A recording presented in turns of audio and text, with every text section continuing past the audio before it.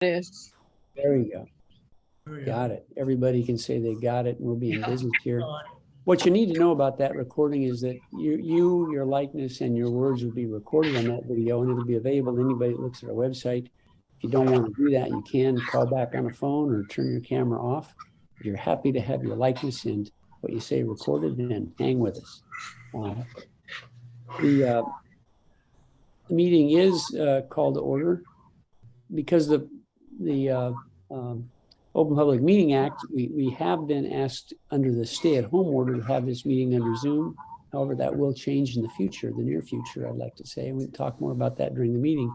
But we're having this meeting via Zoom because it's the most practical and safest way to have it.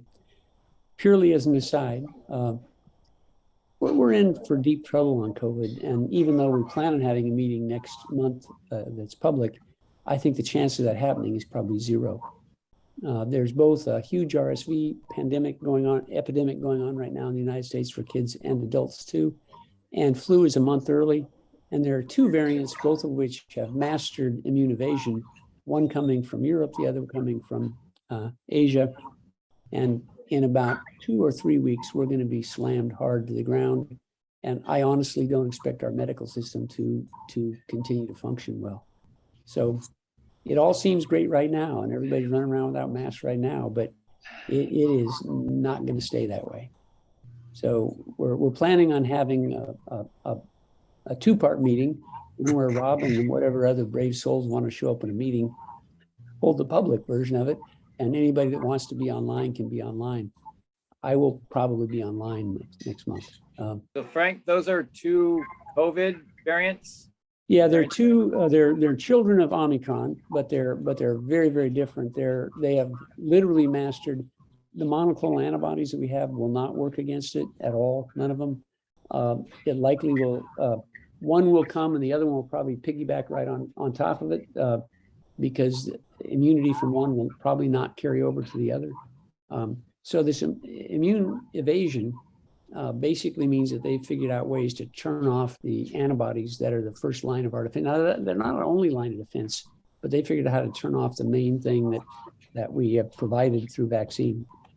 And if anybody hasn't had the, thank you, Gary. If anybody hasn't had the bivalent vaccine, that could be a life-saving thing. I strongly encourage people to get it. It's all the other vaccines and boosters are aimed at that primary virus that we started out with. The bivalent is a big update to the Omicron family, which is what's circulating now. And it's also those other two that are in the same family. So likely that booster is a very, very important thing to keep you alive and out of the hospital, which are pretty important things. So when you say these new variants are evading or turning off antibodies, they're from the original vaccine, not the booster? Well, it's aimed at the virus in general. I mean, the virus has the tools that it's got a bigger and bigger set of tools to get around our immune system. And these are pretty effective. We don't really know how effective it's going to be because we haven't seen that matchup yet. That game hasn't been played. If you read Science Magazine, and I suspect you may, I subscribe to it, it's got a superb article explaining in great detail all the many different mechanisms that the virus has evolved to get around our immune system. And it's spectacular. And the article's very powerful, lots of animation, lots of things that make it generally accessible to the average person. So Science Magazine, current edition, a useful thing to look at. I posted it on my Facebook page if anybody wants to look for it. Moving on, Frank, what was the vaccine you recommended again? Just for the bivalent vaccine. That means there's two vaccines in one. You can schedule it at almost any pharmacy in town. Certainly the Higgins and the Walgreens all have it. They're out a week or so for getting them. The health department is having some clinics to provide it as well. Some providers have it here in town as well, but pharmacies are the main place. You can just call up and schedule it. You can get it at Walgreens or whichever pharmacy there is, but you should be able to get it. Susie and I got our vaccines you're talking about last week. Walk-in at Hoagland's. Yeah, The earlier you get there in the morning, the better chance you won't have to sit for an hour. yeah. That's a hot tip. Thank you. Yeah. But the schedules work well because that way you're not around a lot of other people too, so you're not sitting in line. But if you get to Hoagland's early, that's good. So this is the booster that you're talking about, right? The newest booster? Right, yeah, the new booster, the bivalent booster. Yeah, so there's 2 vaccines in it, I'm not gonna try just and one. get that this week. You definitely should, Hugh. I mean, that's a pretty important thing. Again, the monoclonal antibodies are not going to work. That's been our backstop for people who get really sick. And so far, it looks like we're probably going to run out of Paxlovid and we're going to run out of test kits. So you can order test kits right now from the state for free. If you just go on that DOH free test kit line, they'll send you, and it only takes a couple of days for them to arrive. But we're likely going to be running out of those kits. So Oh, gee. get some ordered. And also get a good mask, an N95 mask that's really high quality. Because these other things aren't going to work. We're going to be back in masks. So anyway, I bored you with my exactly. Yeah, you want a good one that fits. The one that I got's got a silastic fit around. It's got a plastic liner around it. It's elastic and it seals up real nice on your face. Not same price as the others. Project N95 is where you can order stuff like that. If you wear glasses and they fog up, your mask is not adequate. These have this plastic thing in here, so it fits right against your nose, the bridge of your nose, and they do not fog up. They're superb. If anybody does Facebook, they can check on my page. There's links to a couple of great ones, both the ones I recommended and some that Jeff Duchin, the health officer down in Seeking, recommended.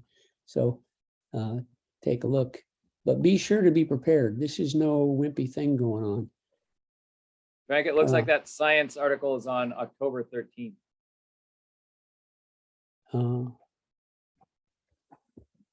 Yeah, it's not that I carry it around with me, but it's right here. But you do. October 14th. Yep, that's it. Yep. And page 128. Please open your hymnals. So if people have had a chance in all this pattern to look at our agenda, I appreciate a motion to approve the agenda as written, or any additions or anything you want to take off of it. Let's talk about that right now. So if you've looked at it and you'd like to move adoption of that agenda, I'd be open to that motion in a second. I was thinking maybe we could take off approving the minutes from last time and put it off till next time. That way Robin has more chance to mess with it. Hugh, I'm not sure I heard quite everything you said. What did you? You're talking about changing the agenda. I was gonna, the part about where we approved last month's agenda or minutes. Yeah, I don't think we can approve a draft. I'd have to check with Bob, but I think we need to wait and get the official minutes before we can approve them. Right, Bob? Well, the minutes aren't official until you approve them. So if you approve a draft, you've made that draft the official minutes. Yeah, exactly. don't Which do that. I don't think we're ready to do that. It was just Robin's attempt to get us the information in a very rough form, and she does really good minutes. So let's and it's okay for us to not approve them at this meeting, Bob, if they're not ready. Yes. Yeah, great. So I think that's a good idea, Bob. I mean, Hugh, and I think we can. I'd be supportive of that, but that's a motion. We need a second. Any more discussion, maybe? Oh yeah, lots of. I read the minutes. Discuss it. I read the minutes and I had no problem with them. There were a few typos, but I mean, Robin, you don't have to be a perfectionist. I mean, I think we all got the idea, and I They're didn't. not finished, so John. That's only part of the meeting. It's not the whole meeting. That's the problem. Really, boy, there were some long-winded people at last month's meeting. Okay, all right. So we have a motion. Do we have a second to that motion? I'll second it. Okay, motion is a motion and a second to approve. I take what you said to mean that to approve it with the exception of removing the approval of the minutes from the agenda. Now, is there any other discussion on that before we take a vote on it? Great. All those in favor, raise their right hand and say aye. Aye. There we go. We got a unanimous vote. Thank you. So moving down our agenda, as soon as we introduce everybody, but I think everybody's been introduced. We got Christopher, we got Barbara, we got Bob as guests, and of course Robin at the helm, and the four of us, and Ed's excused. So that's the introductions. Is there a park advisory board meeting report, Hugh? Or I don't see anybody else here, but Hugh, did you? Not Hugh, excuse me, John. No, I didn't make it. And they're going through the same thinking as us. Like starting next month, they were going to go to Zoom and in-person meetings. Yeah. But I don't know. They may rethink that before, although those meetings are generally the second Wednesday of the month. So anyway, we'll have to see. I was hoping John Blethyn would tune in on it. Today is, or not Well- yesterday, I guess it was, John Bluffton turned 80. It's his birthday, so he's probably taking a day. Oh, wow. Cool. Happy birthday, John. Both, Yeah. 80. I didn't have any idea he's 80 years old. yeah, I think so, yeah. I guess we're all getting old, aren't we? Yeah. So back to old business then is just really to talk about the conservation easement and potential holders thereof. I did have a chance to talk with the Y2Y folks, the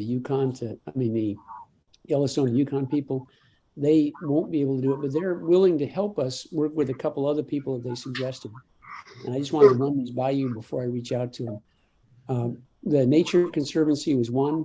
They do have conservancies they hold here in nearby, actually. Chuckanut Island, Dot Island is one of them.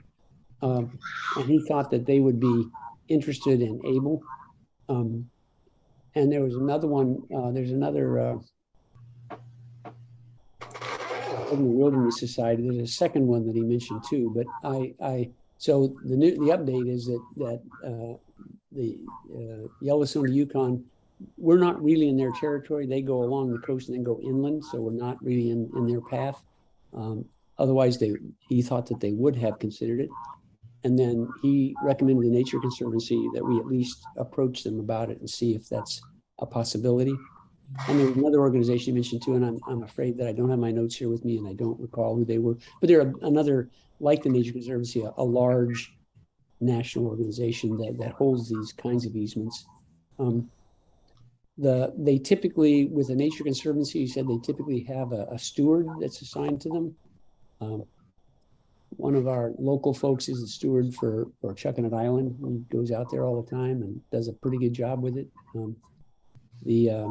So they would typically assign someone that task, and they have a pretty good track record with that. That's all I've got on the conservation easement update for potential holders. I was impressed by Northwest Indian College and what you were saying about them.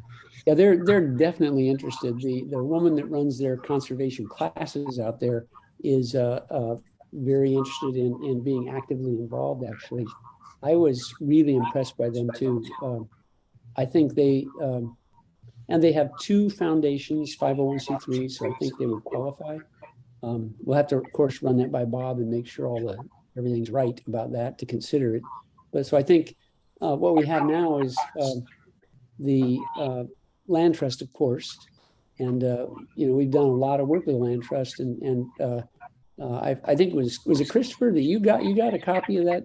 Someone got a copy of their easement and got it to me. Thank you, Christopher. Yeah. And Jerry Wilbur sent it over to me, and I think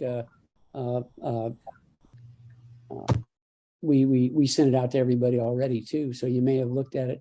Their easements different than ours, and in some ways better. And I was impressed by that. I haven't been impressed that they're actually doing the job. I think there's some significant encroachments on that easement that they haven't taken an active role in defending. And I haven't had a chance to talk with either Rand or the president or their development guy to see why that's been the case.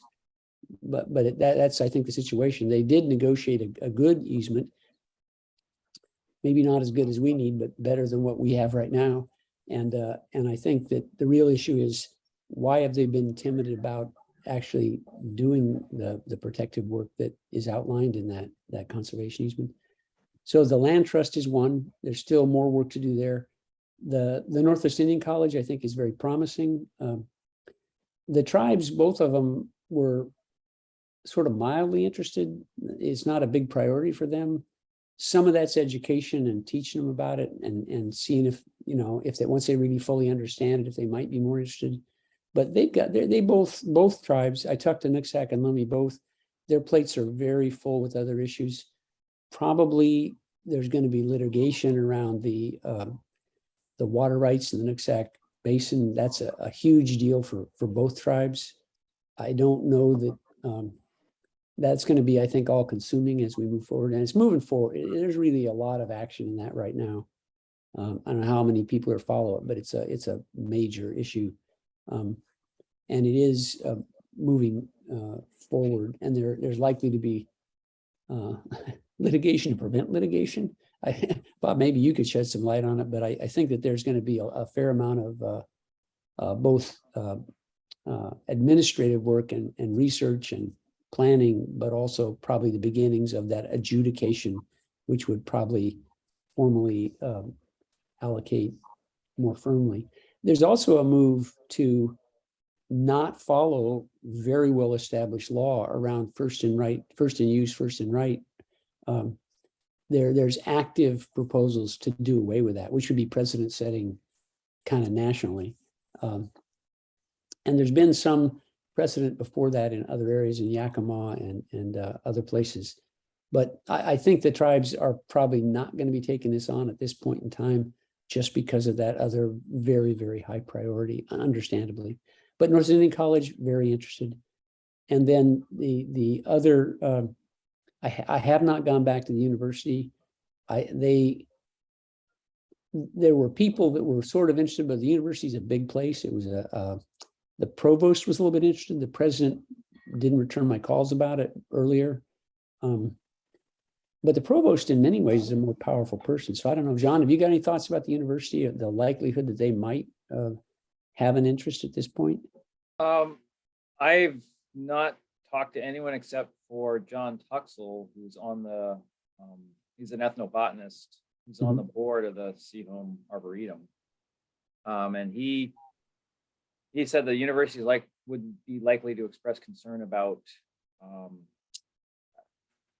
what responsibilities they might have regarding management, and that's really not an issue with the conservation. It's more making sure that it's observed. The thing that I learned that I didn't know is that the Arboretum is actually two separate parcels, one that the university actually owns and one that the city actually owns. And then they have this board that coordinates things. But they've been able to prevent bikes from going there. They've done a lot of hard work. I mean, their structure seems to work at doing some of the hard work of preserving a place. And it's pretty highly impacted. There's a lot of people there. There's 16,000 students right next door. And so it is pretty impacted by use, but they've done, I think, a reasonably good job of managing those many competing demands. But I think part of it too is that there are two different organizations, both of which keep each other in check. I think if either one had all the control, it wouldn't work out as well. So I'm not sure that's a model that we have here. I think the Nature Conservancy is a really one to look into, I think. Which one? Nature Conservancy. Yeah. They got buku good lawyers that can stomp anybody that messes with it, I think. Yeah, they've got lawyers on staff, actually. Yeah. I mean, I think we still need to really give the land trust its due. I don't think we're looking elsewhere and not at the land trust. I think we're looking elsewhere and at the land trust just for due diligence. I think it's I think we're required just by due diligence to look very carefully for what is the best fit and what will be the most likely to really be able to protect the property in the long run. So with your permission, I'll go ahead and chase down the Nature Conservancy folks and the other. I'm sorry that I can't remember that other organization, but there's a second one too that he thought would be reasonable. Defenders of Wildlife or? It wasn't. He actually thought about the Sierra Club and Audubon as well. That's not something they usually do. Sierra Club has apparently in some cases, but he thought that those were worth talking to. They both have a conservation core element in their mission, and they both are national organizations with local units. They're also pretty busy and have a pretty full agenda. But I'll get back with another update about that at our next meeting. There was a request for this letter that John McLaughlin was going to write to Annalise Burns from Before we Todd. move on to that, could I add a couple points about the easement? Oh, sure. So first, a couple contextual issues regarding the land trust. First, most of the staff, all of the staff that were involved in drafting that original land easement are gone. There's been a complete turnover there. And many of the staff that were involved in former violations of the easement are also gone. Some of the board members are still there. And so those would be points of context. If you mention that concerns about violations of the easement and lack of enforcement to the land trust, that might be something that they would offer. The other contextual thing is the land trust values its reputation, right? So it holds easements all across the county. And those easements really aren't worth much unless they're enforced. And so the land trust would probably be fairly sensitive to concerns that they are not enforcing easements. That would be essentially setting a precedent that they would be very concerned about. That said, thank you very much, Christopher, for getting the land trust easement and sharing it with us. I noted two violations in particular that are really serious. They're both in section 5, a whole series of letters. The first is excavation. There's a whole series of excavations done by geoengineers for the former developer that clearly are an egregious violation of that easement. The city allowed those excavations, but it's in violation of the easement, and the land trust did not step up to defend, object, or in any way voice a peep about those easements. The other one, which is more ongoing, is prohibiting, where is it? It's part D, widen existing trails for bicycle use or encourage bicycle use except where part of or pursuant of an adopted master plan, which seeks to reduce the impacts of roadway construction off-trail bicycling. That is also an historic violation before the Chuckanut Community Forest came into legal existence, and it's been ongoing ever since. And again, we've not heard anything from the land trust regarding those violations or what the master plan envisions, the master plan that would encompass the land that the land trust has an easement on and the land that we have an easement. So those are both very serious violations that I am really concerned that the land trust has not objected, protested, or raised any concern about. For me, that may mean the land trust, those for me are disqualifying concerns. So I don't know if we have, I'm really interested in some of these other options that you've mentioned, Frank, and see if they provide better options, but I'm really concerned about those former violations. And because they do impact the reputation of the organization, I think they transcend who is on staff. Mhm. Yeah, those are serious concerns. I had a bit of a discussion with a few people about those issues, and they did point out the land trust was defending other easement encroachments. That is something that they do. They tend to be much more egregious violations. Like the one they were talking about was somebody that was actually the steward, I think, was actually using the land personally for their own benefit. I mean, so there are things that are pretty egregious that they do, in fact, take action on. But there have been examples in this related property, and I find it really sad myself. But let's just push on about look at other options. Like some of you, I'm excited about the Northwest Indian College option. I think they were very interested. They really have a long-term in perpetuity is what they're all about. I mean, they're not going anywhere.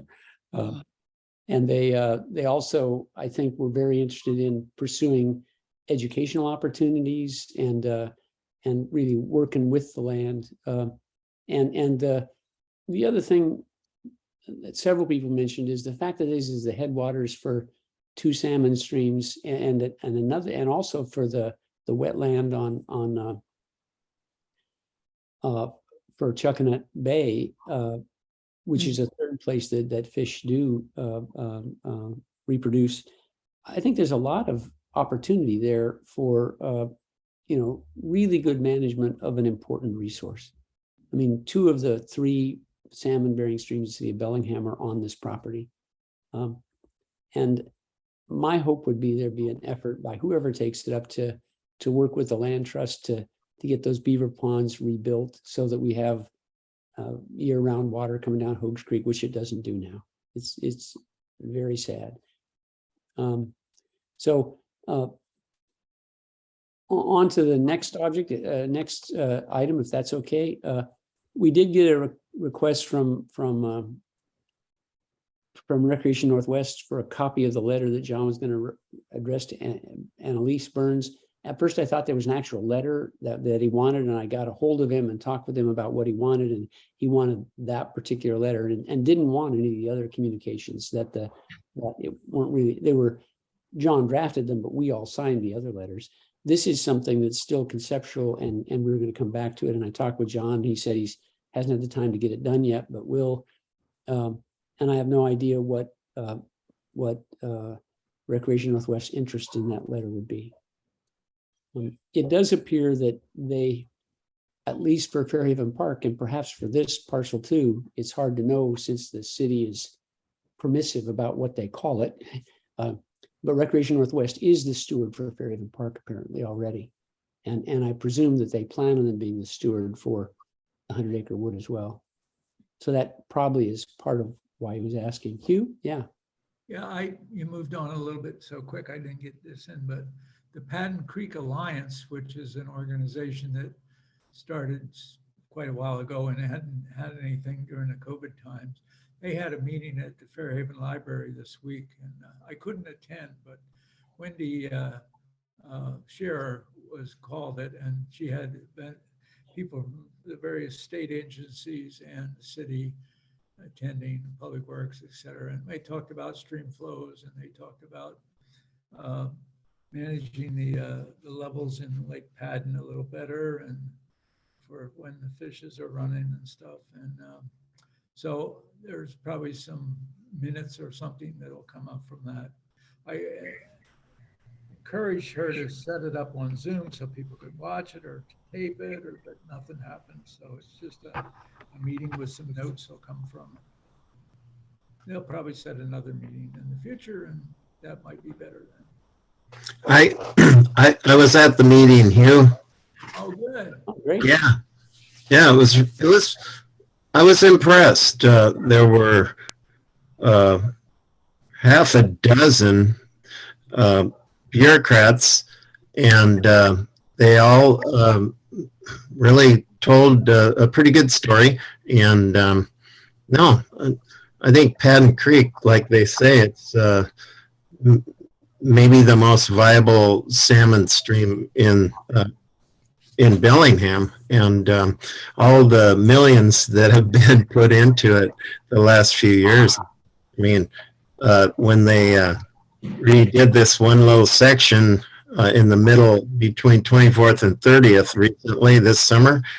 The number of fish they caught was amazing. Yeah.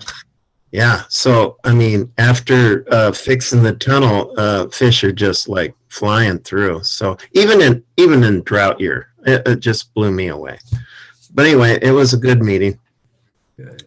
They really planted it thick with cover trees too for shade and water temperature control. And that's even with a lot of silt coming down from all the reconstruction going under that huge project of bringing it under I-5. Yeah. Oh, geez. Yeah. Look there, but that's a massive project. But it also silted up things so that there were a lot of salmon there despite all those challenges of a drought year and the silt coming down and the disturbance in the creek. It's an impressive feat. Salmon are pretty amazing. Totally. Yep. I remember back in the 70s, there was a developer on that section between 30th and 24th that had a tract for housing on the north side of the creek. And he just decided to get a bulldozer and run a straight line down there for the creek to go in, and just started doing it, and ruined the whole stream, And so I called Hertz, and he put a stop work order on it, but they stopped work for a while, but then they never repaired anything. And so it's kind of all these years, it's kind of came back a little bit, but they're still taking care of damage that was done in the 70s there. Yeah. May I Sure. say something? Yeah, please. I have another meeting tonight, so I'm going to have to leave pretty soon. And I forgot to have the public comment thing too. Yeah. Kristen. I apologize. Please take your 3 minutes or however long you want to say what you got to say. okay, I was disappointed in the conservation easement negotiated between the Park District and the city. It says one of the things, off-leash dog trails with centralized forest obstacle exercise area. And before I read this, before I saw this, I was thinking, well, why can't we just ask the city to adopt the same conservation easement that they have with the land trust for the 17-acre, they call it Chuckanut Ridge wetland.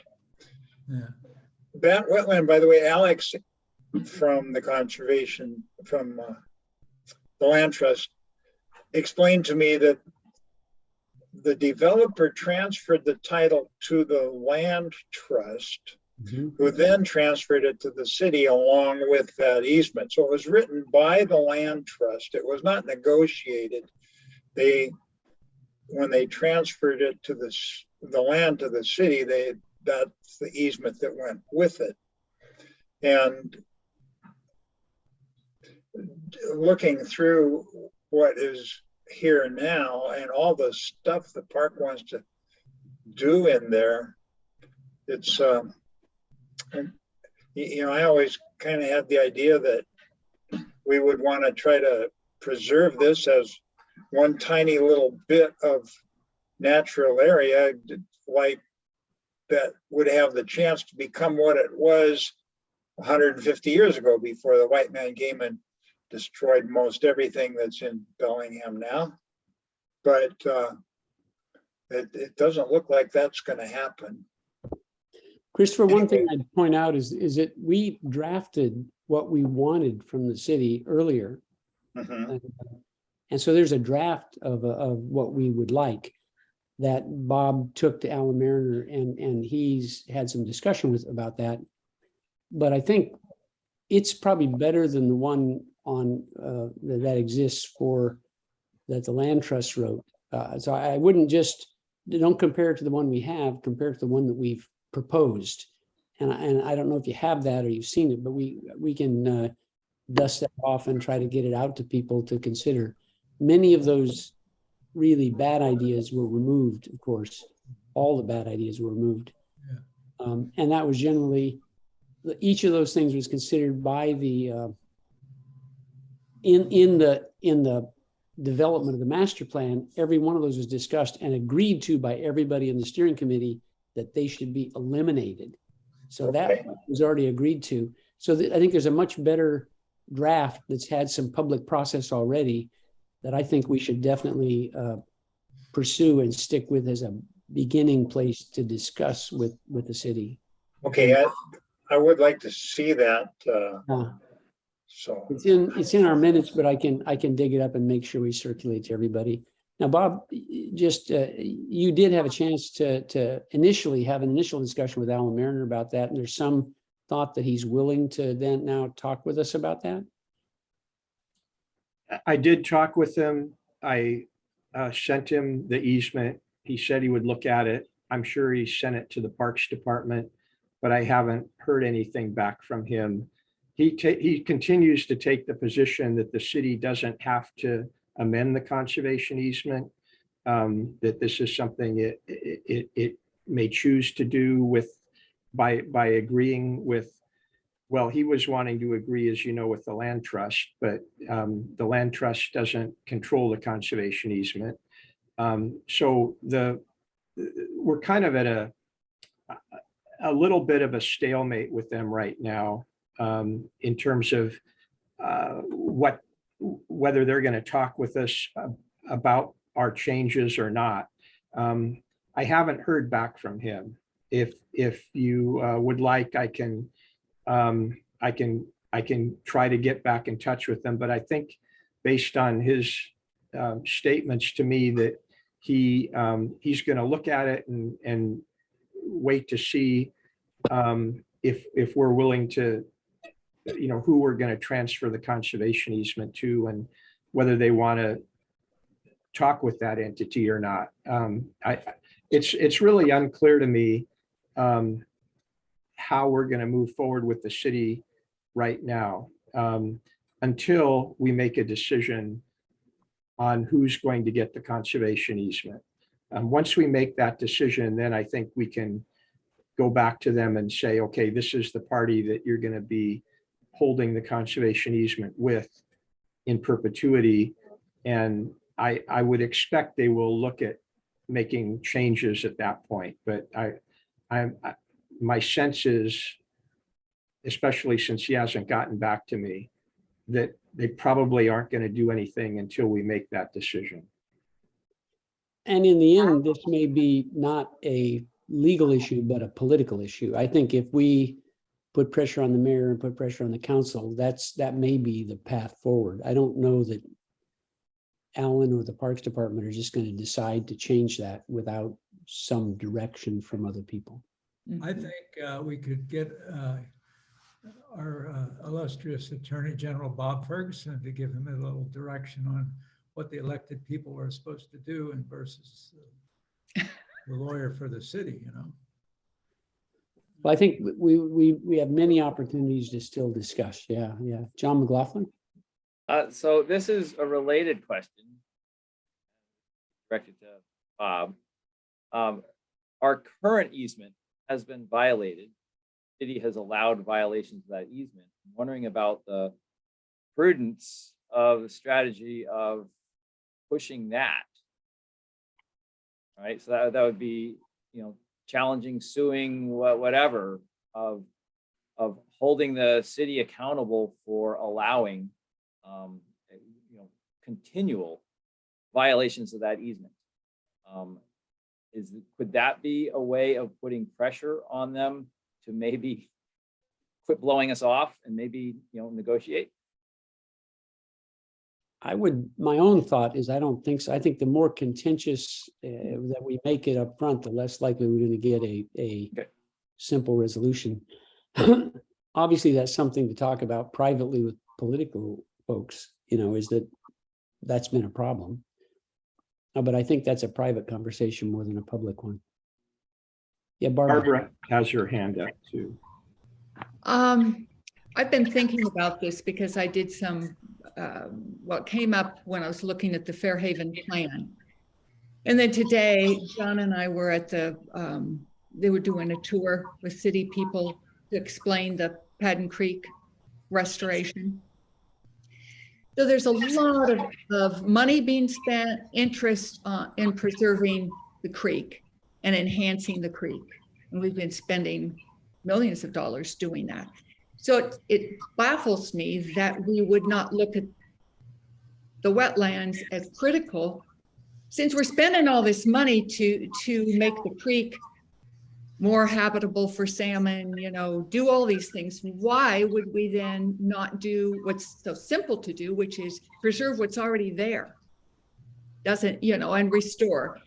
But what was interesting to me, and I'll just read it to you, it's in the Fairhaven plan, and it speaks about the creek, but protection for Padden Creek should continue under the critical area ordinance.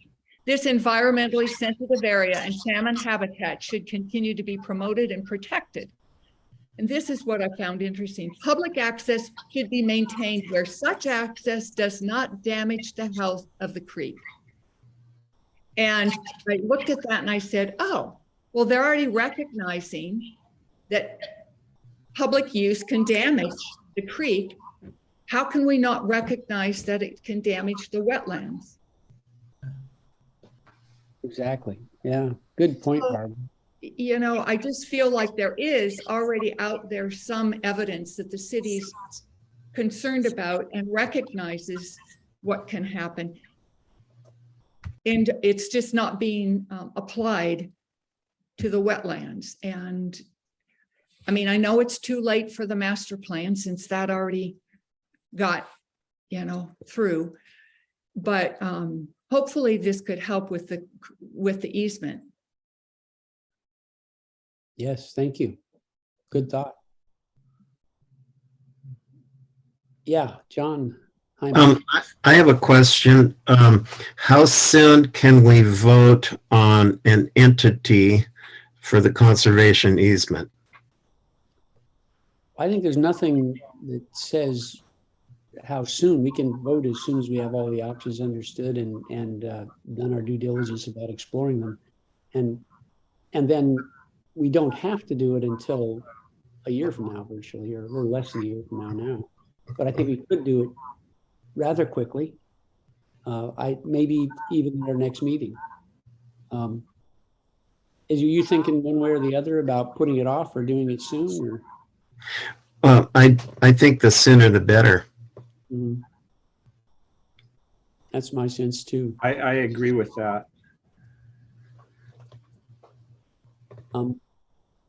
Well, I quit my job that I was doing 3 days a week, so I have more time to do these things. I didn't actually, including my sleep. Hopefully I can move this project, that part of this, forward more quickly now. And I think I should be able to meet with the people and bring back a full report prior to our next meeting.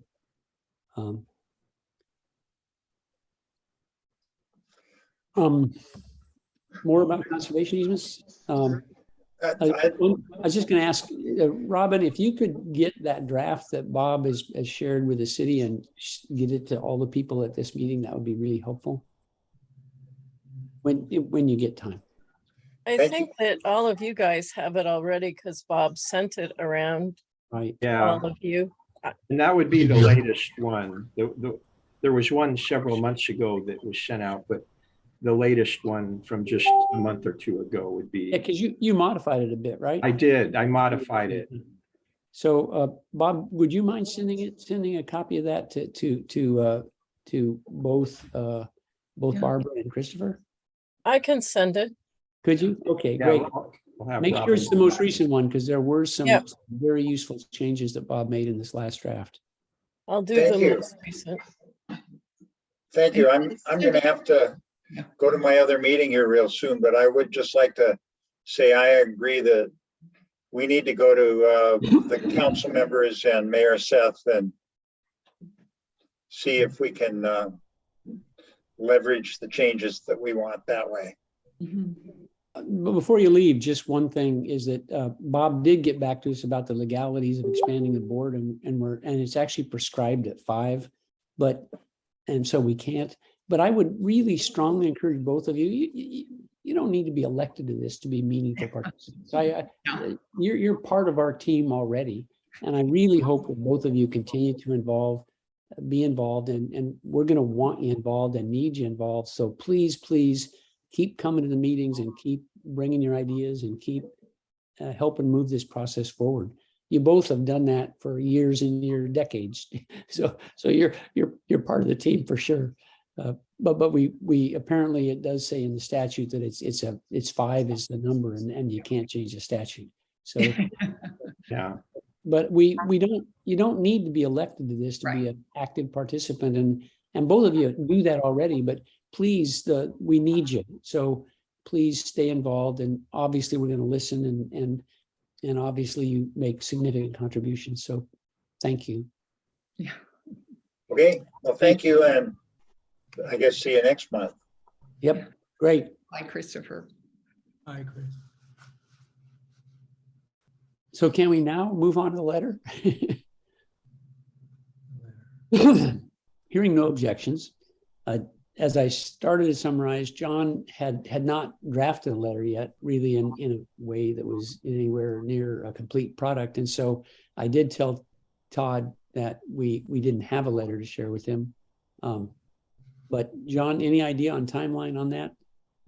I hope to get it done by tonight. It's not done yet. I can give you an outline of the basic points in it, but this weekend. All right. So plenty of time for our November meeting. Okay, great. I have a question though. We also had a second letter regarding the wildlife part, the wildlife connectivity report. I'm wondering, what did that make it to its addressees?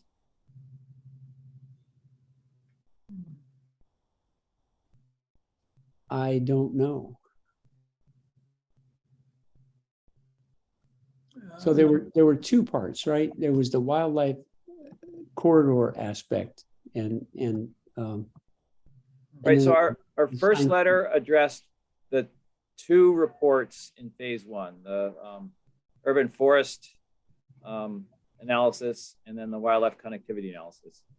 The second letter focused on the forest analysis, is basically responding to Annalise's response to our original letter regarding the forest report.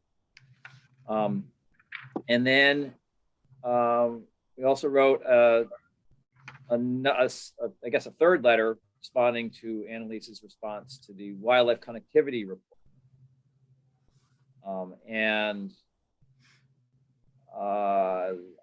I don't know if she or anyone else has received a copy of that second wildlife connectivity report. Robin, do you know if we've sent it out to them?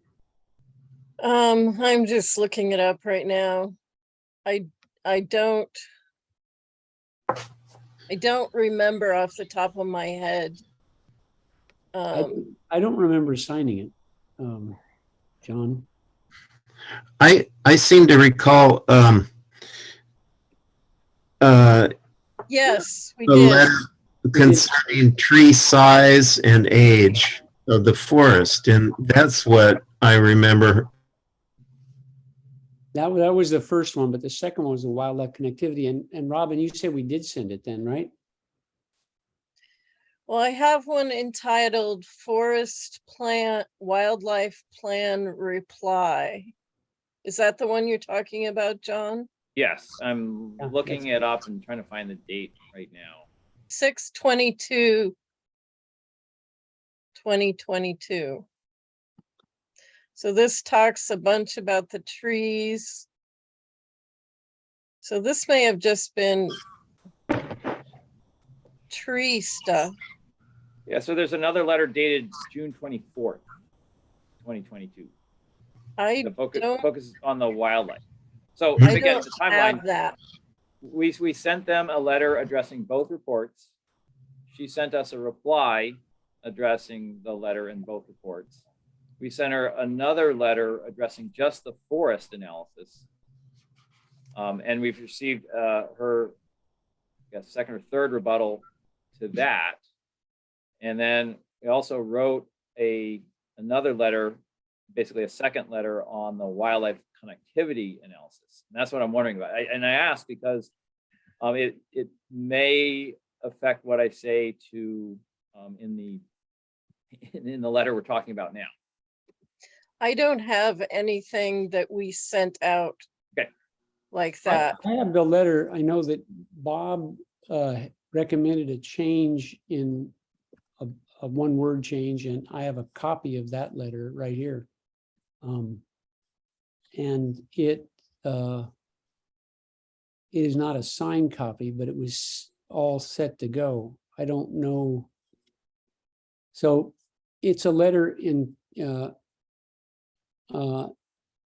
forest.wildlife.plan.reply.cfpd.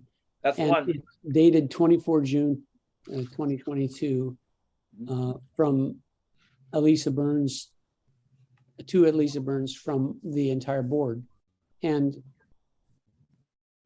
I don't have a signed copy. I've got the unsigned copy. So I think the thing, and it CC'd to a whole ton of people, and it had a bunch of references.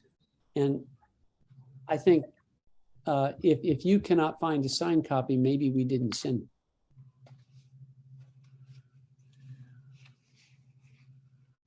There was one letter that you sent out because I wasn't able to, but I don't remember what that was, if it was this or something else. I'd have to look into it more. Okay. But I'm not finding anything that I sent out, and I don't have it saved. I usually try to save it to the particular folder. June was in the middle of my recovery from my surgery, so I'm not sure what, I don't remember sending it.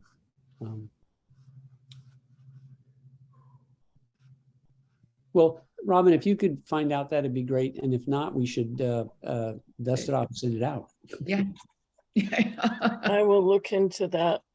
I mean, the forest letter is simpler, right? It's easy to measure how tall the tree is, and we have historical data on how old the forests are. And then the third thing is the understory structure. So all three of those clearly qualify both Chuckanut Community Forest and the Arboretum as mature, and they're calling them young. So that should be cut and dry. The wildlife connectivity, that's a more complicated analysis, but that analysis rests entirely upon the species you choose to do that analysis. And the species they chose are both inappropriate, and they were selected in a way that was discredited 40 years ago. Yeah. And so as a result, you have large sections of the city that don't even show up, right? Because you don't have the appropriate species. But that's a more subtle point, right? It's really obvious and really clear if you say the forest is 100 feet tall when it's 160 feet tall. Yeah. And as a result, and when you say it's less than 80 years old when we know it's 120. Yeah. What that does is that undermines credibility of the entire plan.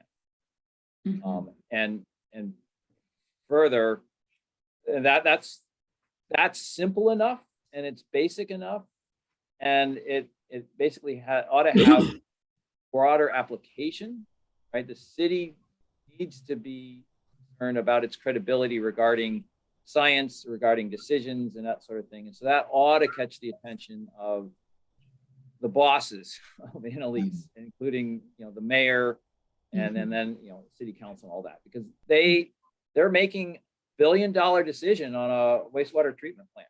They're trying to wrap their heads around how's the city going to deal with climate change, right? Yeah. Those are complicated and expensive decisions. And if they betray trust on something as simple as how big is a tree, then they're going to lose confidence on the city. And if this also relates to their interest in passing another greenways levy. Yeah. If they mess up on what we've got, we really can't trust them on asking for more money to do more.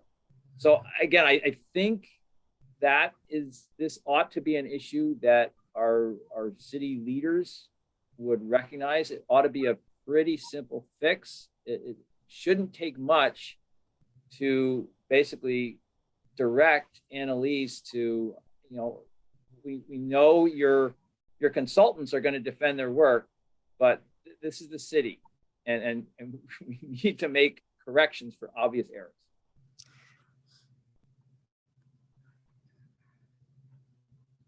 It's like Barbara has her hand up. Well, I just had a question because Annalise was doing this for the whole city, Right. looking at all the different, so that brings up for me, where else has she diminished the quality of the forests that we have? That's And- one of the points in the letter. One of her excuses in her latest letter is this is a citywide analysis. It's done at a landscape scale. We can't include data at this fine of a resolution. And my response is we recognize that. And we're not asking you necessarily to go out and measure the trees like I did in those two forests. But any landscape level analysis needs ground truthing. And if you have ground truth data that reveal errors in that analysis, then at minimum, you need to make corrections for those particular forests. And Right. to be responsible, you really ought to do an accuracy assessment for the whole thing. Yeah, Which gets to your point, Barbara. yeah, I mean, ultimately, what this really comes down to, there's a really great book recently published by an MIT scientist named, or philosopher really, named Lee McIntyre, where he basically, what he did was he visited a meeting of the Flat Earth Society with this basic question of how do you change someone's mind? And that's a pretty good test for a scientist. You change someone's mind if you present them with irrefutable evidence that contradicts their ideas, right. And then if you can't, for some reason, dismiss the evidence, you have to change your ideas. Mhm. If you're working with an ideology, then nothing is going to change your mind. And that is the experience we've had so far. It looks like nothing will change their mind. And then I wonder, okay, what's the ideology? And it may be the ideology is city staff are always right. Yeah, But at minimum, if I mean, Annalise herself, when she presented the urban forestry management plan, said that her group is the city's shop for science. And so if she really wants to stand on the platform of science, yeah, and when we're providing her with evidence that contradicts or reveals errors in this analysis or in this report, then she's got to do something with it. yeah. So I'm just going back through while we're doing this, sorry to be inattentive for a minute, but I don't think that letter got sent, Robin, unless you can find some record of it. I think No, I found, that there was either, that it was really the other letter. You found something? yep, I found it, and it was just before I was going on vacation. I was going to do it when I got back, and it slipped through the cracks because I didn't have it written down on my calendar, so I apologize for that. So what I can do is print it out, and there's another thing the board needs to sign about Ed being a commissioner. So I'll just arrange with people and I'll work something out. You might have to come to my house to sign it, basically, because I'm not going anywhere very fast unless somebody takes me. So, and somebody could take it by Hughes, maybe. I can take it by, if you get it, let me know when it's ready to go. Or is the one that we have in a final it says it was It final. was in a final form from what Right. I see from the emails. Okay. So it I was think ready just to sign go. it And then take it around to everybody and get it done, right? Yeah, so I could print it out tonight. The changes that we need to put Ed on it now and take John Brown off, right? Because we're signing it now instead of then. And Ed, since he wasn't that part of might- it here now, I don't know, Bob, what's the right thing to do? We put his name on it and have him not sign it, or just not put his name on it? I think just not put his name on it. So just the four of us, yeah.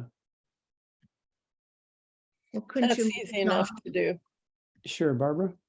I was just saying, couldn't you just leave John on it because it was done in June and it's just getting to be sent out, but he was a commissioner and had signed it. He voted for it. I don't know. He voted for it, but he didn't sign it. Right. Yeah. So, Bob, let us get it right technically. So do we send the letter dated on the 24th? Or do we send the letter dated today? And do we put John Brown on it or not? Yeah, John may have approved it, but he approved it, as I recall, and maybe somebody can tell me different, but I don't think, I don't know that we had the final letter in its final form when the board approved it. And what I believe we did was we approved it in concept, and then it was going to be taken around and signed by the board individually. And so I feel uncomfortable just saying John has signed it. And we can't really ask him to do that now. My thought is we could either have the four of you sign and have it or we could have the new commissioner's name on there with it unsigned. And what As we've done, far as the date, the person was unavailable. That's what we wrote on it before when there was. yeah, as one far as the date, meeting. I mean, we could date it now because that's when it's being signed. It was approved earlier, but it's not, the date is really reflecting when it was signed. So I would be inclined to say date it now and send it in with your signatures.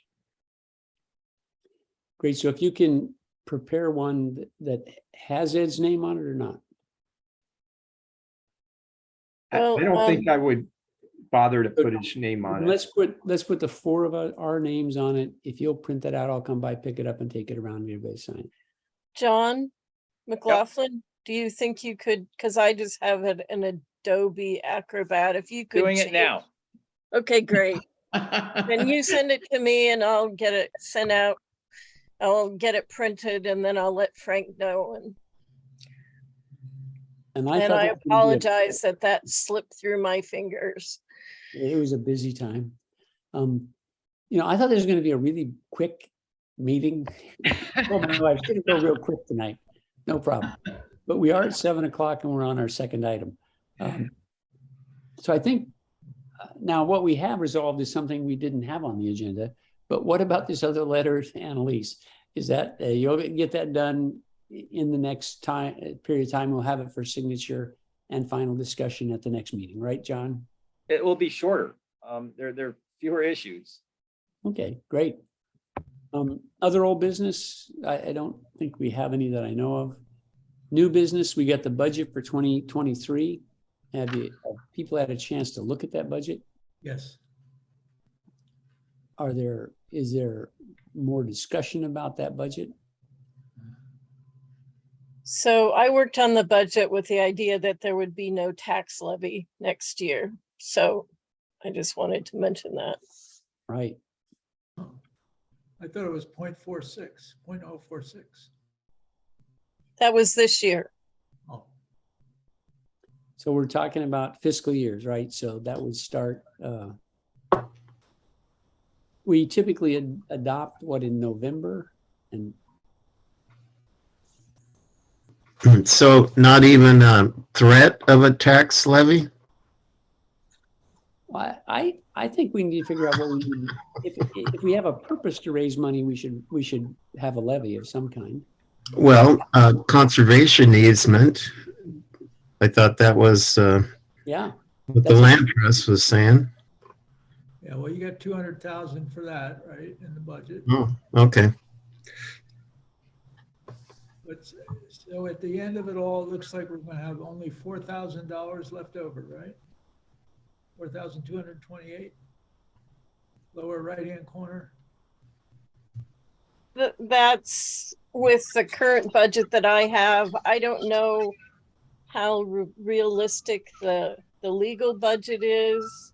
Bob would have to let me know about that. I just don't want to go over, or I mean under. I want to make sure we have enough money, that we have some left over that we could, give back for something maybe. So the final column is what I recommend for the budget. The So- first, But the issue about budget is that we need to try to determine as best we can what our actual financial responsibilities are this year. If we anticipate there's going to be additional costs, they should be budgeted for, and we should have a tax levy that will pay for them. And if there are no costs, then that's a different issue. We are going to have legal costs. We're going to have the cost of Robin helping us. We're going to have our other fixed costs we've had all along.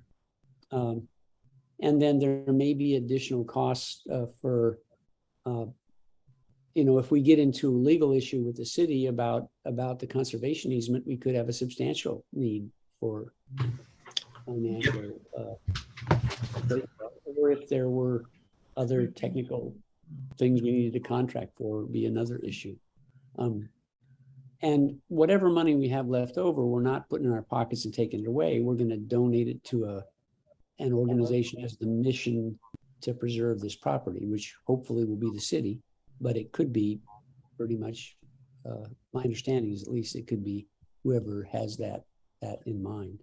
And we might set some aside for archiving the history of this project, Mhm. You said you have a bunch of stuff for Western that you were gonna, I don't know. Yeah, Might I do, yeah. expense just to get stuff photocopied or Mm-hmm. taken care of there. The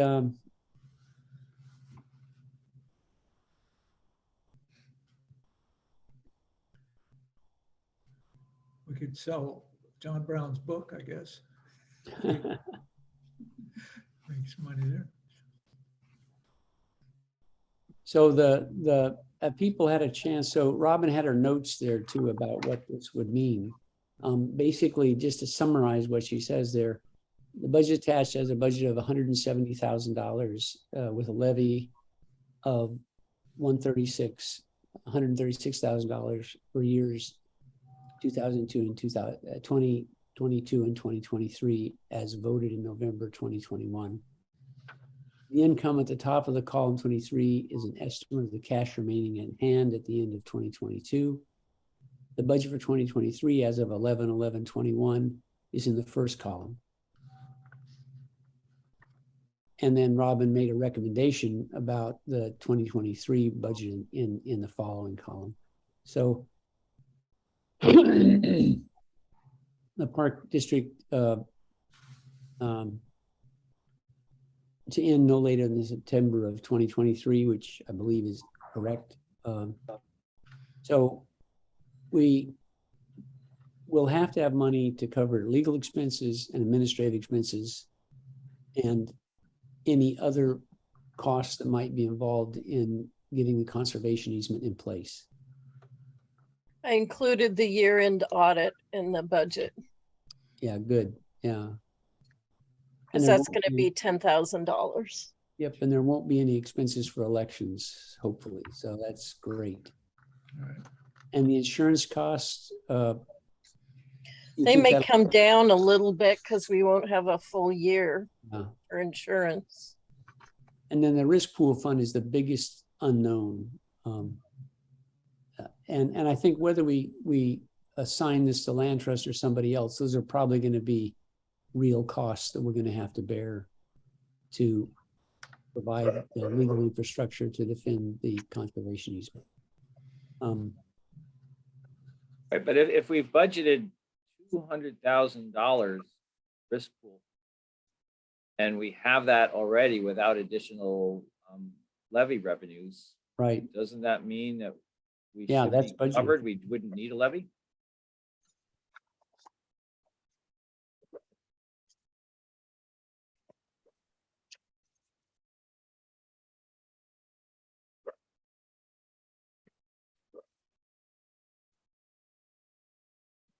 I'm sensitive to enough concerns that Yeah. people have had, the loans paid off, and so it might be a tough pill to swallow if we're collecting additional money.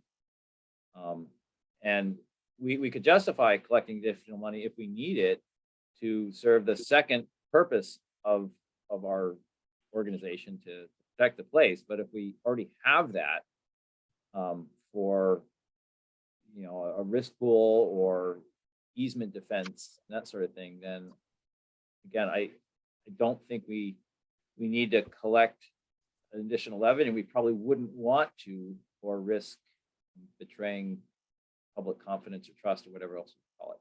Mm. I don't think anybody's into collecting money we don't need. So I don't know that we would ever violate public trust in that way. I can't imagine. I think the challenge is really accurately estimating how much money we might need and not falling short. I mean, I don't know, Bob, I don't think once we establish this, it has to be done, right? I mean, there's no getting more money or less money during the year. If we had a levy, could we stop it early?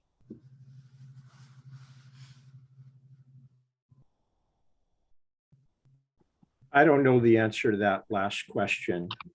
I don't think once a levy is authorized, it's set in motion. The tricky thing with our here is for next year is the park district is not going to be in existence when second half taxes are due. So I'm wondering how much of that just goes directly to the city at that point. I assume that it all would, but I don't know the answer to that question. That's a very good question. And is the civics of it that it goes to the city, or with not-for-profits, you can go to any organization that has the same or similar mission in their articles of incorporation? If we have any money left over, it goes to the city. Okay. Into the general fund, right? The general fund. Yeah. Well, that seems straightforward. That's easy then. It's hard for me to say what the legal expenses are going to be. Yeah. In some years they're lower, some years they're higher. This year, the master plan and, that going through all those machinations, that we had higher legal fees, probably the highest since we had the court litigation. And I don't expect that again, because I would hope we're not fighting. But, for example, if the board decided to take up what John McLaughlin suggested, well, hey, maybe we should enforce the conservation easement for these violations, that's going to be a lot pricier with legal fees if you do that. You're the board, you're the one that makes the decisions. But I tend to agree with the other thing you said, John, even more, which is the people are not expecting maybe another levy at this point. And I think that's a significant thing to do. So you have some policy choices to make, really.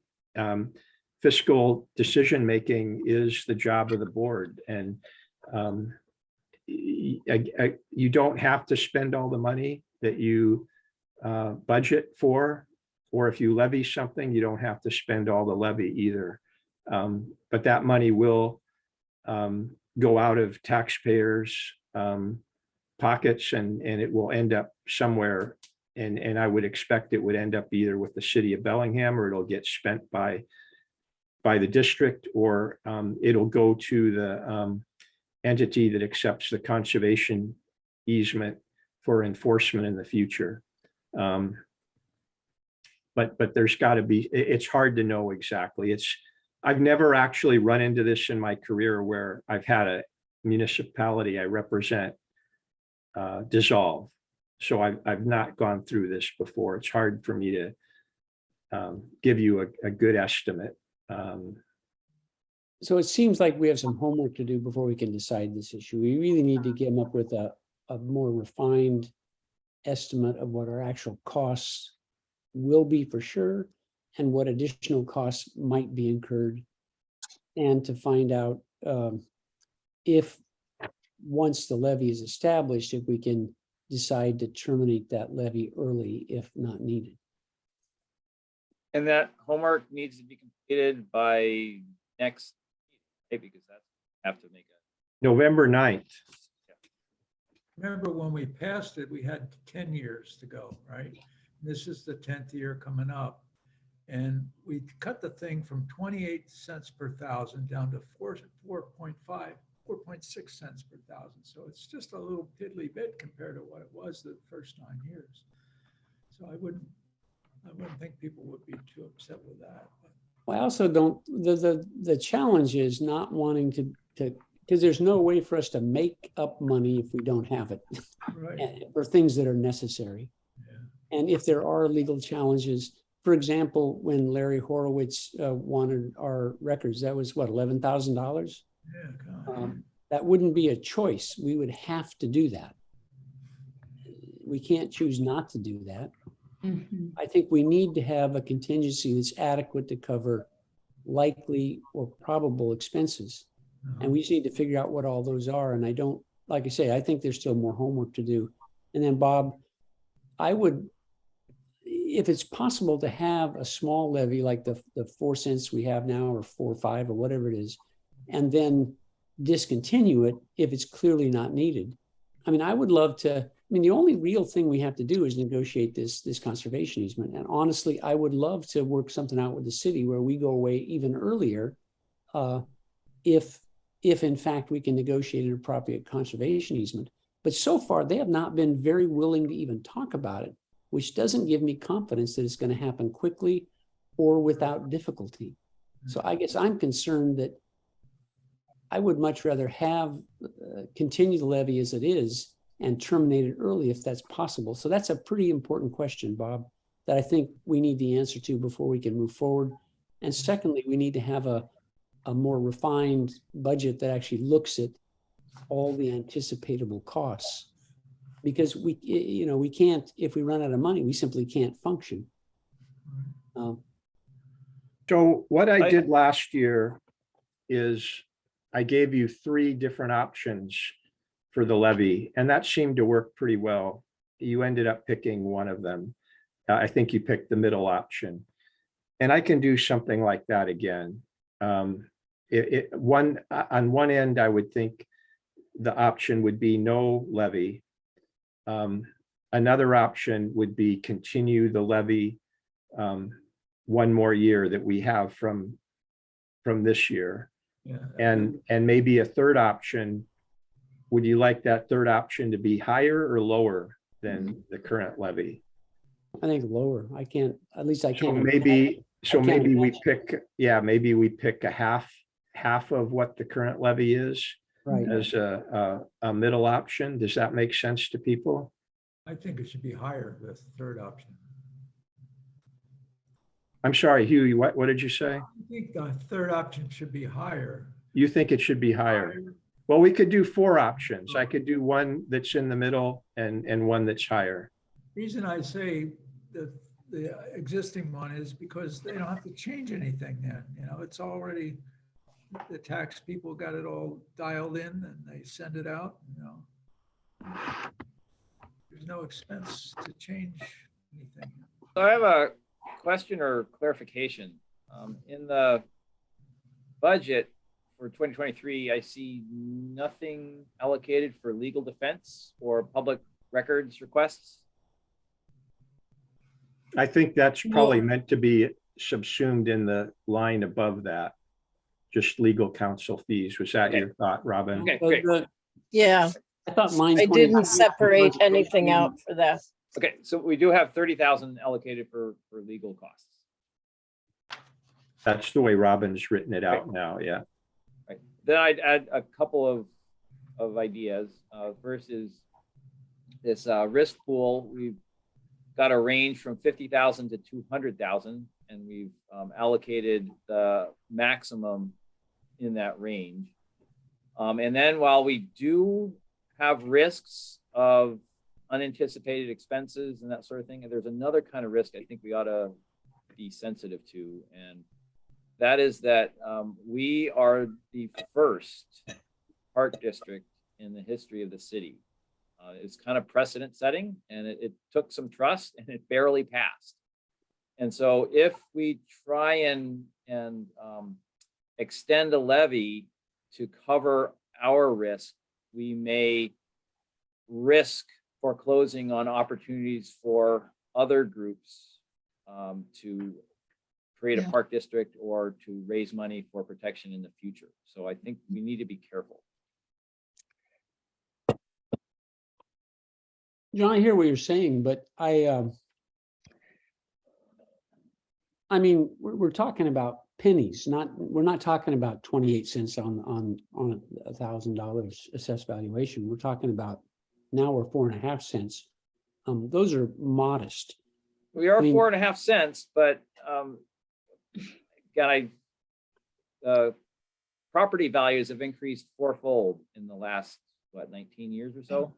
So people are paying a lot more property tax, and they're sensitive to that.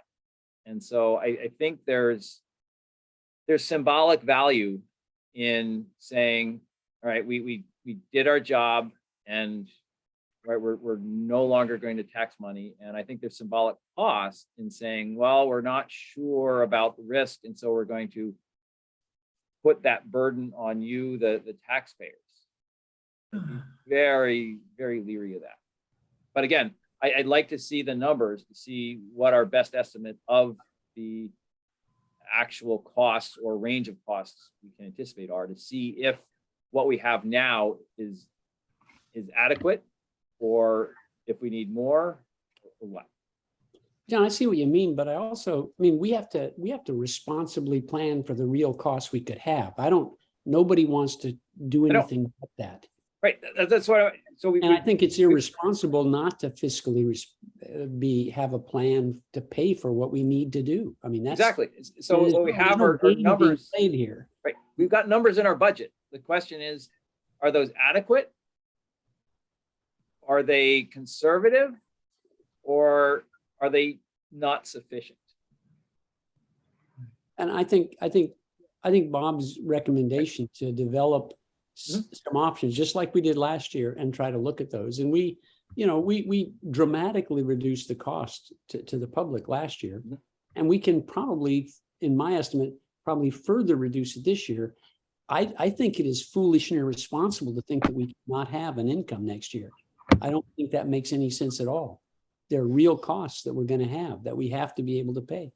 Right. Well, the question then comes down is, do we have enough reserves that we don't need additional income?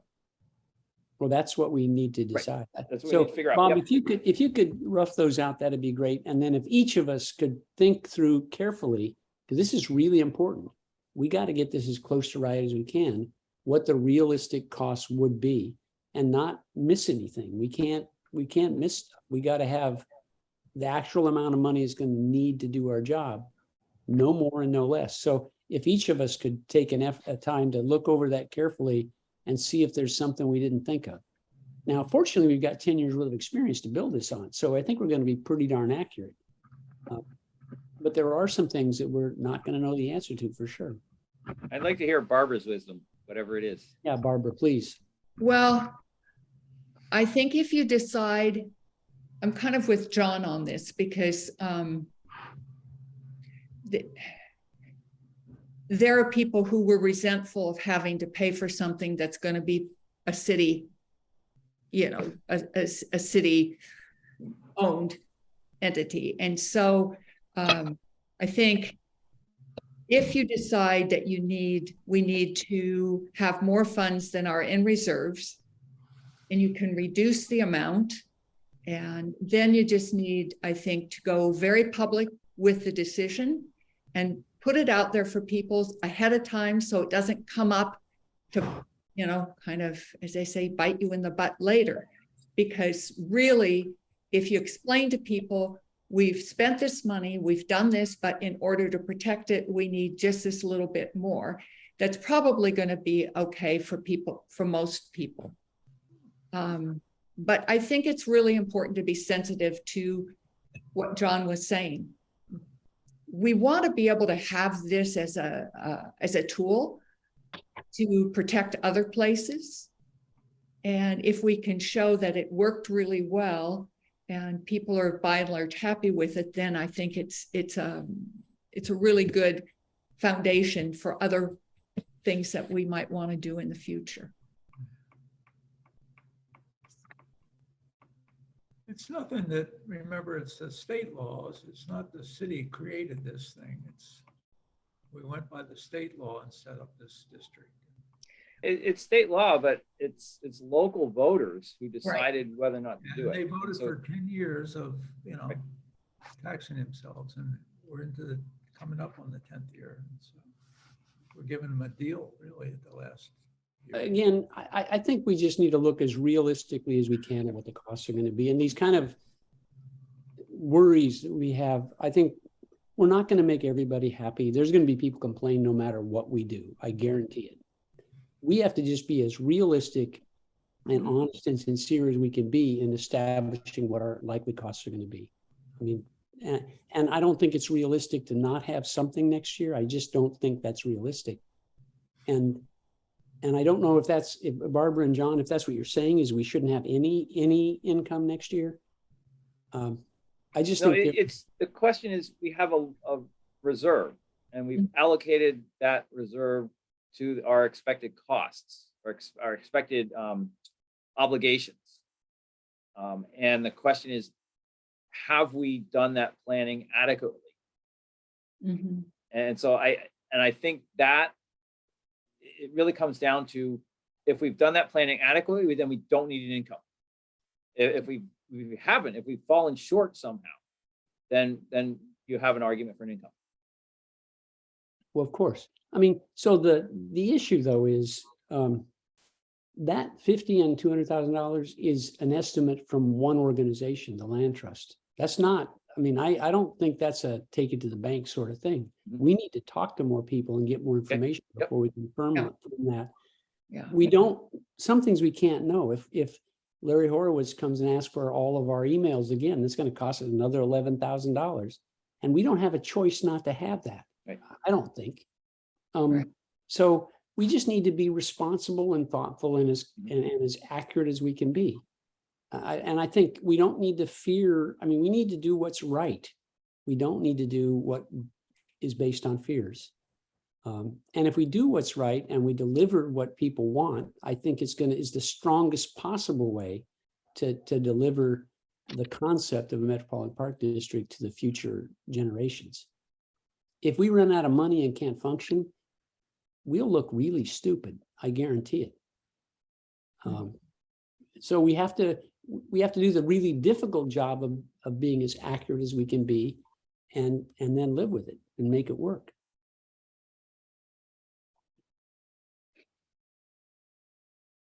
So Bob, what I'd suggest is, Bob, if you would develop those three options, or four, if you will, we can come back and look at this at a meeting before the deadline, which is what, you said November 9th? November 9th, right, Robin? Yes. So And that's going to be a public hearing. right. We have to have a public hearing on it. And what I'm thinking is, so just to put it in context, we were at 28 cents a thousand for all the years of existence until last year. We knocked it down to 4.5 cents a thousand, from 28 cents a thousand to 4.5 cents a thousand. So that was a significant decrease, and obviously warranted. What I'm thinking right now in terms of options would be maybe something like One option would be no levy. A mid option would be maybe 2.25%, half of what the current levy is. Then another option would be continue the existing levy at 4.5%. And then a fourth option would be to increase it to 6%. My sense is there's not support for that, but Hugh suggested having one higher than the existing one, and I think that's fair. So I'm happy to come back with those four options. And as part of that, I think we all need to look at these numbers and try to really use our best judgment of figuring out where our costs actually going to be. Where could they be, where they're likely to be, and then we're going to have to work within whatever that is. So we got to live with whatever we decide. So Frank or Bob, do you see any potential expenses that are not listed on this budget that we ought to be factoring in? The biggest thing I see is if we have difficulty with the city in getting a conservation easement that's acceptable, that could be an expensive process. In answer to your question, John, I think Robin's done a good job of capturing the categories. And if there's one she missed, my guess is it's a pretty nickel and dime type thing. Because she's got some nickel and dime things on here already. I tried to include everything. You did. I think you did a good job. And so that's why I'm thinking the answer to your question is no. But I would add, I think the big variables here are the ones you've already been talking about. The conservation easement is one, how much we have to spend to get rid of or to assign the conservation easement. And then the second one is legal costs. And legal costs is a function of some of the policy decisions this board is going to make. You could have those tamped down quite a bit if you decide, hey, we're going to give this to the land trust. We're going to try to get this signed right away and be done with it as soon as possible. On the other hand, if we start an effort to make changes that the city doesn't want, and we get into protracted negotiations with the city, and we're not willing to agree to the land trust, that could raise the costs. I mean, the city, what's to say that we decide we want to assign this to the Northwest Indian College? We're required to give the city 30 days notice of that decision. And then the city protests. They say, hey, they're not qualified. And we have to fight with them about that. Now, I've looked into it. They're a 501c3, but there's some ambiguity in that language as to whether they would qualify or not. So those are the kinds of things those kinds of decisions could have huge ramifications on what the costs are. I could see it being, the legal costs being pretty low. On the other hand, I could see them being high. And one of the reasons is too, that it's not just, you don't just rely on us for legal costs. It's mostly legal, but we do some things because you don't really have any office staff, and it requires somebody to have a certain technical level of expertise that we can help you with. If you had a general manager, for example, you just be paying their salary. You don't have that. You don't have that luxury. You basically have no employees other than Robin. And Robin's job does not include some of the things that you're going to need to get into next year. So it's hard to say. And I wish I could give you a better, I'd have a much easier time telling you what I think it would be in a normal year, because the legal fees have been, pretty consistent on an annual basis, except for when we were in litigation. But now once we This year it's been high because of the master plan and all we've done and some of the conservation easement drafting, and next year is going to be similarly hard to predict, I think. Yeah.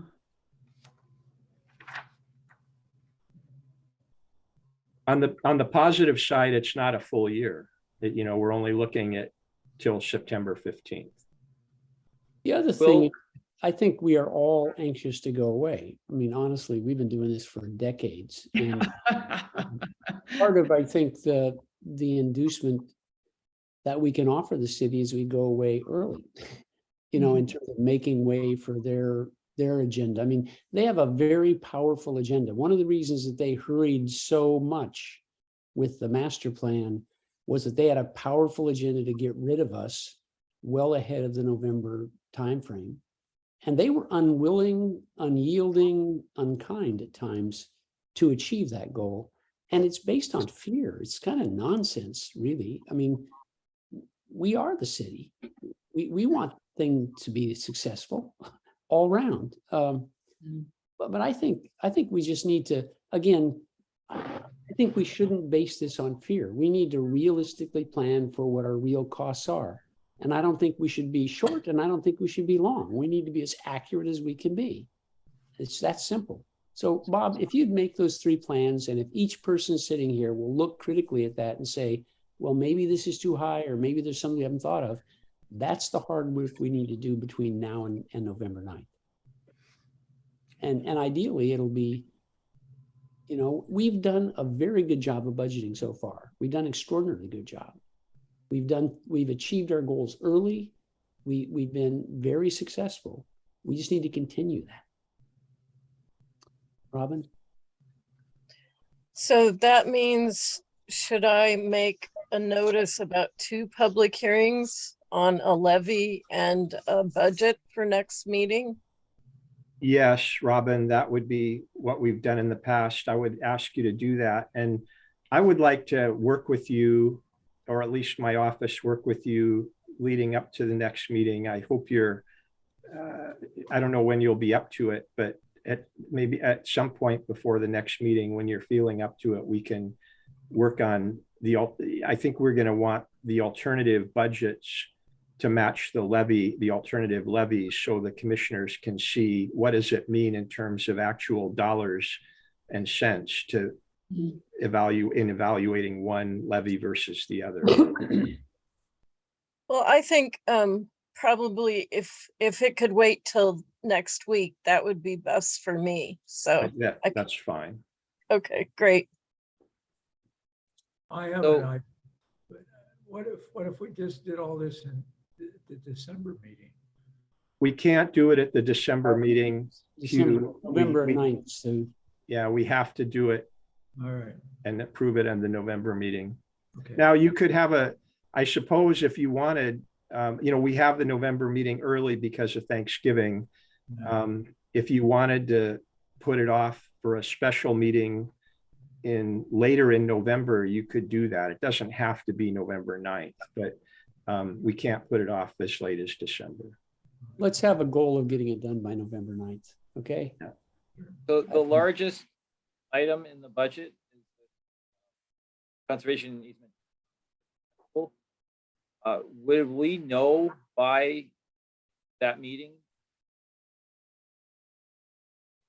We got the range, $50,000 to $200,000 from the land trust. If we're Yeah. considering I'll other ask the other entities, people when I talk with them, so I'll try to come back with estimates of what that would be for each of the organizations that we. that'd be great. That'd be really helpful. Yeah, it's a good point. I'd also just like to say that when I write something up about the hearings, it'd be great if, like, Bob, your office, and also you, Frank, could take a look at it and just give me input. I don't want to send out something that's gonna send people up in arms. Yeah, definitely. We'll review it for sure. Thank you, Robin. Well, by nature of what the topic is, there will be people interested. Yeah. Yes, I understand that, but I want to do as little as possible to promote But trick or hysteria. Trick or treat, We still have a fair amount of things on our agenda. I think that sounds like a solid plan. If people are comfortable, let's move forward with it. And we'll meet again and make some decisions. And in the meantime, if each of us could just review those budget documents and make sure it's as close to a realistic amount that as it can be. Great. So the public hearing and budget for next meeting, we already talked about that. Location of the upcoming meeting is Zoom. Well, Zoom will be easy. And I offered to have the public part of the meeting in the conference room of my Travel Medicine Northwest office, which is down above Fairhaven Bicycle. If that's acceptable, I'd be happy to offer that. Or Robin, if you've found any other alternatives, that would be fine. I have not found any other alternatives. Is there an elevator in your building? There is. Yep. Oh, good. I'm not doing stairs right now. There is an elevator. It's the main way people get up and down. Yeah. John Hymas? I say we just stick with Zoom. Yeah. I don't think that's necessarily a choice we have. But Bob, can Yeah, stick with so you? under the current law that was passed, we have to offer both options. And my sense is that all the Board of Commissioners will be participating by Zoom. That will be my choice as well. There will need to be someone at the physical location. And I don't know who that's going to be. If that's you, Robin, thank you for that. Well, and because I have the computer that runs the Zoom meeting, so. And then how do you feel our technology is up to this task with? This might have happened at a meeting you weren't at, but we as the board agreed to hire Richard Hartnell to do the streaming services for us. Oh, great. He's only charging us $50 an hour. I had a meeting with him. He's really reliable. I've known him for quite a few years, and John Hymas and you both know him. And he's got all the equipment. He'll bring the equipment, set it up, run the meeting, and run that part of the meeting with me, so that, because it just too complicated for me, especially because I didn't have the right equipment to do it. So do you know if the board will be visible on a screen as well as audible? well, we're not expecting a lot of people, but we're certainly going to have a computer that people could be on, and we may go to what's called speaker view. So the person who's speaking will be there. I do have screens. I don't know about a projector. We haven't really gone that far down the road. We did talk about it briefly, and I could look into that. But we don't have a projector, and I personally don't have one, and Richard didn't have one. So that's something we would have to track down. Mm-hmm. Responsible Development used to have one, but I don't know what happened to it. Someone has it. We also have a robust, secure internet connection for you too at the office. Oh, good. Yeah, that's the one thing also very vital. The key thing as a matter of the law is that the commissioners need to be able to hear what people are saying, and people at the meeting need to be able to hear what the commissioners are saying. That's the bare minimum. That's the most important thing. Yes, we will definitely have that.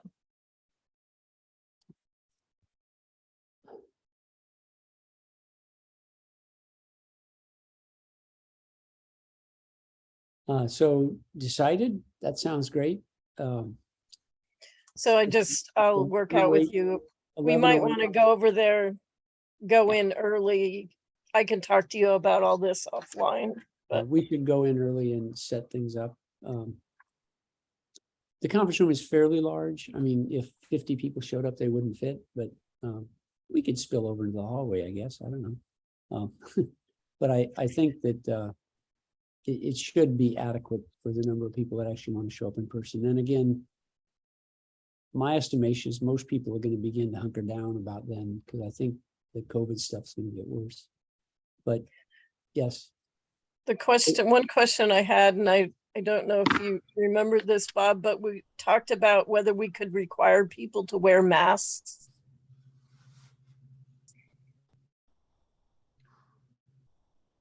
the courts do. I've worked a fair amount with the lawyers and the judges, and they definitely require masks. because- Could be the rules. of I the think building. we should just do it.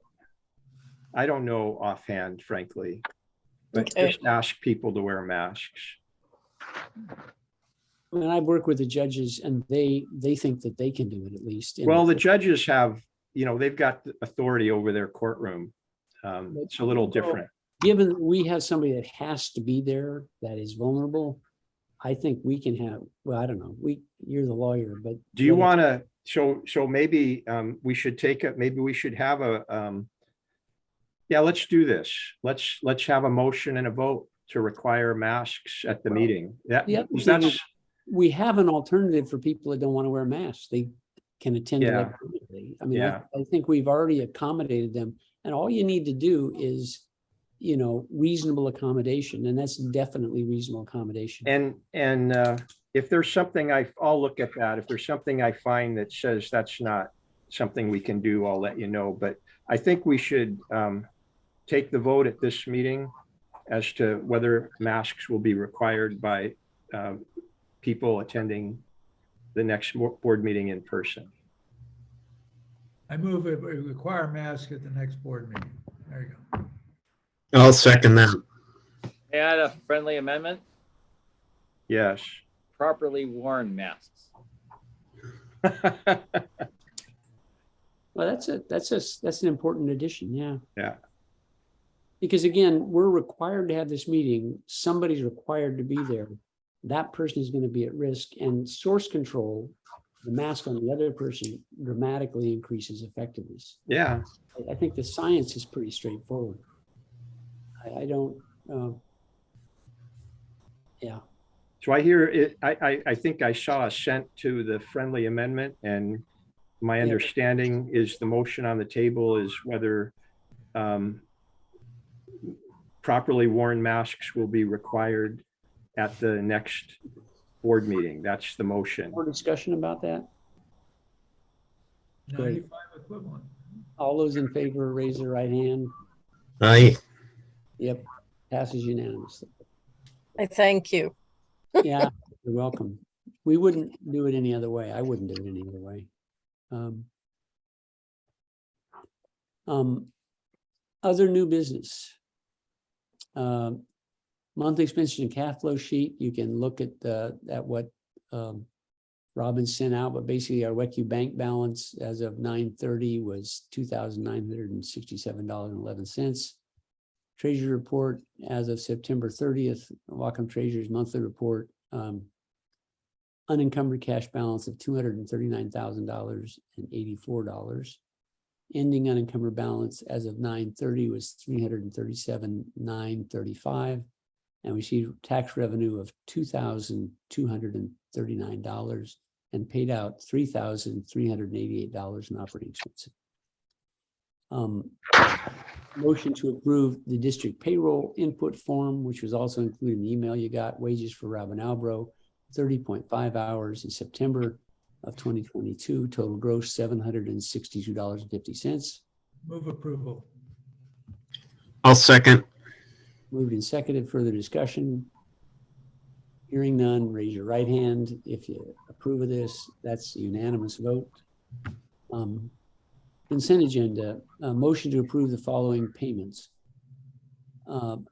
Payment of September 15th, invoice 99523 from Carmichael Clark for $10,509.50 for regular professional services. Do I hear a motion in a second? Move approval.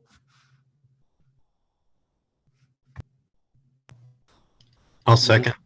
Okay, there we go. So you moved, John seconded. Discussion? All those in favor, raise your right hand. There we go. It's unanimous. Thank you, gentlemen. Reminder, Robin Alro will send an email to 3 board members right after the meeting. Frank, John McLaughlin, Hugh Beatty. Please respond to confirm your approval of paying the bills as listed in the consent agenda and payroll. We'll all do that, right? Yeah. Yes, I'll send it right out. Our next regular meeting will be Wednesday, November 9th, 2022 at 6 p.m. This meeting will be held in person as well as in Zoom, and the location will be 1108 11th Street, Suite 303. Suite 303, Yep. 1108 11th Street. Okay. Right above Fairhaven Bicycle. Is there any other business for the good of the order? I was wondering, did we ever get the comment from Ann Eisinger about the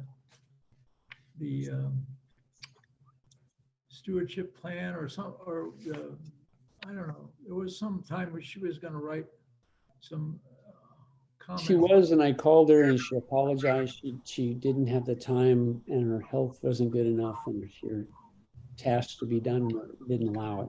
Okay. So she felt badly about not doing it because she'd been very committed to this, but she was not able to get it done within the time frame that was allowed. Uh-huh. Well, if she ever wants to write us something, it would be nice. It would be. Yep, she's the most knowledgeable person there is about this property, I think. Yeah. The most. Anything else for the good of the order? Awesome.